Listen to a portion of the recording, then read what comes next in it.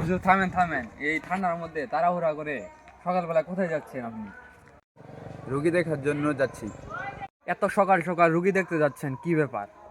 সকাল সকাল রোগী দেখতে যাচ্ছি কারণ বিশ্বনবী বলেছেন, যেই ব্যক্তি সকালবেলা ঘর থেকে রোগী দেখার জন্য বের হয়, সকাল থেকে নিয়ে সন্ধ্যা পর্যন্ত 70,000 ফেরেশতা তার জন্য দোয়া করতে থাকে।